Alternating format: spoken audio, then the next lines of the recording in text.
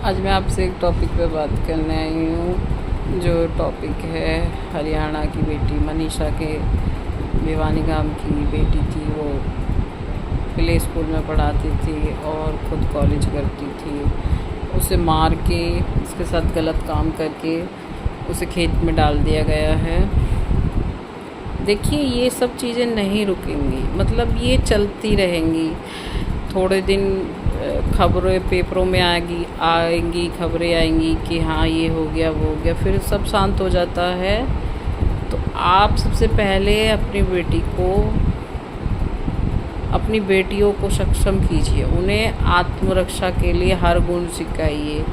कि आपकी बेटी को कोई अगर गलत नज़रों से टकरा है तो वहीं उस बेटी को अपनी को ये सिखाइए कि वहीं उसे तोड़ के आए, उसकी बुद्धि वहीं सुधार के आए। अगर हम अपनी बेटी को ताकतवर बनाएंगे ना, अपनी बेटियों को, तो शायद ये चीज़ें रुक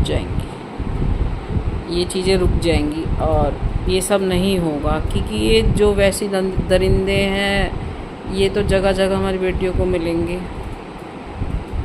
और जो दानव, जो शैतान बन चुके हैं ना, राक्षस बन चुके हैं, तो वो किसी की भी बेटी को अच्छी नज़रों से वैसे भी नहीं तकेंगे। और उनके खुद भी धी बेटियाँ होंगी जो किसी की धी बेटी को इतनी गलत नज़र से तक के, उसके साथ गलत काम करके, उसे मार के खेत में डाल दिया। तो वो इंसान तो नहीं होंगे, वो तो शैतान ही कहलाएंगे, जो अपने घर में माँ बहन होने के बाद भी ये सब किसी और की बेटी के साथ कर रहे हैं। तो आप अपनी बेटी को सिखाइए। सरकार ना तो सख्त कानून बना रही है, बस हम इंतज़ार करते रहते हैं कि एक और केस आएगा,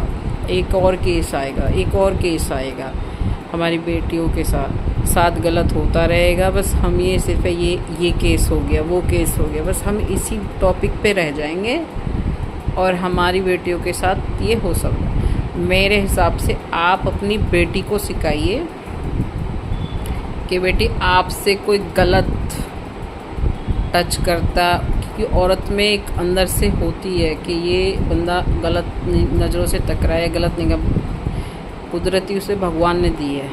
तो बेटी को सिखाइए कि उसे तोड़ के आए, मार के आए, और केस हम लड़ लेंगे, माँ बाप लड़ लेंगे। बेटे, अगर तुझे कोई गलत नज़र से तकता है, देखता है, उसे वहीं तोड़ के आ, उसकी गर्दन हाथ में लेके आ, तब सुधरेगा समाज। ऐसे नहीं सुधरेगा समाज, उसके लिए बेटी को सख्त होना पड़ेगा, तब समाज सुधरेगा।